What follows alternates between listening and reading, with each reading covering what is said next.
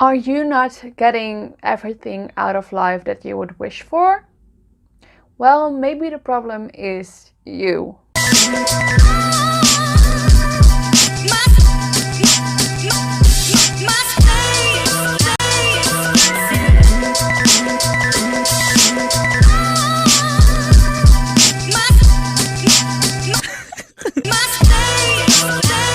Hi everyone! I hope you have a lovely day. I'm Iris Blue and I'm a speaker and a coach, and welcome to my channel. The place to be if you want to get fired up to your full potential. So today is the second episode of Emotions 101. The first episode was so well perceived and I got so many compliments from you guys that I wanted to make a new one, and I'm so excited for this one. Because today we're going to talk about self-sabotage. So, when do you know that you're self-sabotaging yourself? And what can you do to not self-sabotage yourself? And I have to say, this is something that pretty much everybody does. So don't feel bad if you find out in this video that you're one of those. I certainly self-sabotaged quite a few times in my life, and I still regularly have to check up on myself and say, well, girl, don't do that. So what is self-sabotage? I want to say I'm not a licensed psychiatrist or anything. These are my findings that I've learned from my past studies and that I learned from during my lifetime. If you have any limiting beliefs or you have anything that you're self-sabotaging with, it might be something for you to check out with actually a licensed therapist, because they know much more than I do. I just know this from research, and like always, you can find my research in the description down below. Self-sabotage is something that you do subconsciously or semi-consciously. In one or the other way, you are holding yourself back. There are a few different reasons why you are self-sabotaging, and I will go over them right now. Ways you know that you are self-sabotaging are, for example, that you're avoiding stuff, you're procrastinating, you're using drugs or alcohol, or are in generally just numbing yourself emotionally. Another way is Netflix binging or YouTube binging. I do it. Eating bad food, not taking responsibility for stuff. Picking fights without any reason or making excuses. So reason number one why you might be self-sabotaging. Reason number one is because you think you're not good enough.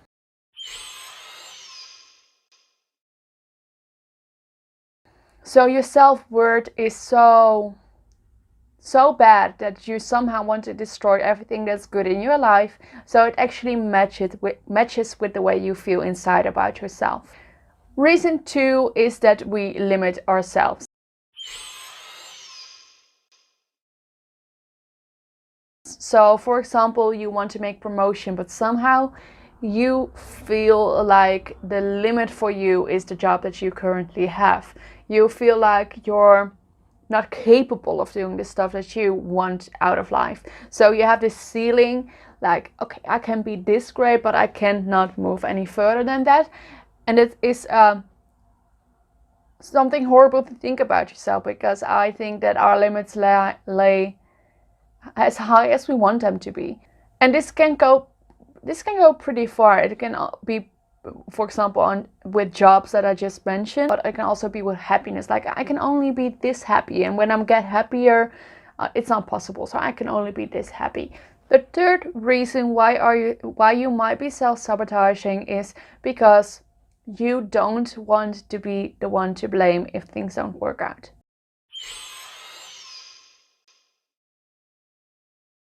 You have this dream to start an own business, for example, but you don't invest the time that you actually know you need to invest or work as hard as you should, because you feel like, if I don't do my utmost best, then it's not my fault if it doesn't work, because it will not be something personal that I am to blame for. It will just be that I didn't do enough. And that's a way easier thing to get over than that something didn't work just because it wasn't the right fit. Reason number 4 is imposter syndrome.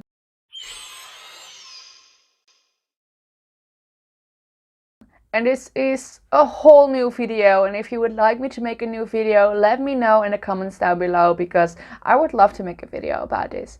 Imposter syndrome is the idea that I actually have this. So let me use me for an example. The first time I actually speak for people or I give a training and it's something I haven't done before, I feel like, oh my gosh, why are these people paying me to do this? They're gonna find out that I'm not that good. Which is not true, to be it's not true, but you feel like you're just like a kid in the big world, and you don't have a clue what you're doing, and everybody's gonna find out. Everybody's gonna find out that you don't have a clue and that you are an imposter. Which is never the case. You're probably in your industry, in a job you have, and getting paid for it because you're good at it. So, but it's something everybody feels, especially when you're going to do a new job, or you're like leveling up in your business or your job. You're always gonna feel like, oh my gosh, I am such an imposter, and everybody's gonna find out. Yeah. Reason 5 is that we don't like feeling like we're not in control.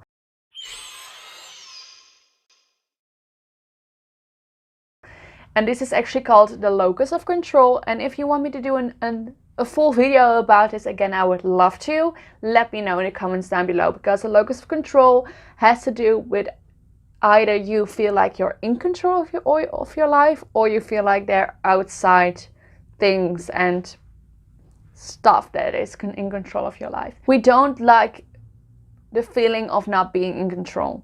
We don't like the feeling of being outside of our comfort zone.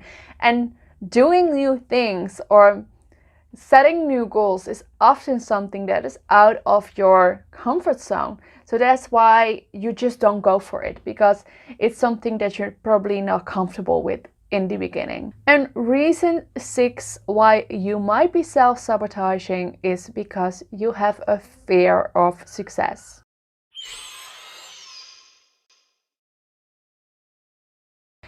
And I know this sounds weird, but it's actually something that's pretty common. And again, it's something that I have dealt with in the past. Is the fear of feeling like, what if, for example, if you're coaching online like I am, and you feel like, oh, but I can't be too successful because maybe people will actually want my coaching service, and maybe so many people actually want my coaching service that I can't coach them all at once. And what do I have to do? And you create this scenario in your head that you somehow cannot handle whatever your dream is, or you cannot handle the responsibility, or you're wondering what people are going to think of you, or wondering what they're going to say about you, which again is something that I've dealt with in the past. I deal with subjects that are quite sensitive. I deal with a lot of subjects that are sensitive, to be honest, and I do feel like I need to deal with them with respect, and I have to deal with them as responsible as I can be. But I do fear sometimes that if enough people see my video, that maybe somebody thinks that I'm not qualified or to do so, and people are gonna give remarks, and somehow I sometimes wonder, like, why am I giving advice to people? Like, I'm not an expert in anything, which again is not true. I swear to you, that voice in your head that you're hearing, like, saying to you, like, you're not good enough, you can't do this, you're not inspiring enough for people. Maybe that's a particular one for me, to be honest. But that voice in your head, it's garbage. Every time I hear that voice in my head, I just kind of say thank you for the feedback, but I choose to not listen to you now. So we all have that voice inside our heads, and I touched upon this subject in another video also, I think. But we all have like this fearful, doubtful voice in our heads, and it's a part of being human, unfortunately. So these were the 6 reasons why you might be self-sabotaging. And like I said, I think we all do this at some point in our lives. So I think it's nothing to be ashamed of. And now how to deal with it, how to actually not, if you find out now through this video, or you think, oh my gosh, I am self-sabotaging, what to do next. So first of all, find out how are you self-sabotaging, reflect upon it, write down which points in your life are going wrong, or which moments you are self-sabotaging and how you are self-sabotaging, and try to find the root of the problem. So why is it that you are afraid, for example, for success or to get out of your comfort zone? Why is it? And then, like I said, silence that negative voice inside your head that is fearful, that's doubtful, because it's a voice that we have because it was so necessary to protect ourselves back in the day when we actually needed this voice. But we don't need it anymore. It has overstayed its welcome for literally centuries now. Say to that voice of doubt and fear in your mind, thank you for the feedback, but I choose to not listen to you now. And then take action. And if you want to learn more about taking action before you get doubtful or fearful, watch my last video about the 5-second rule.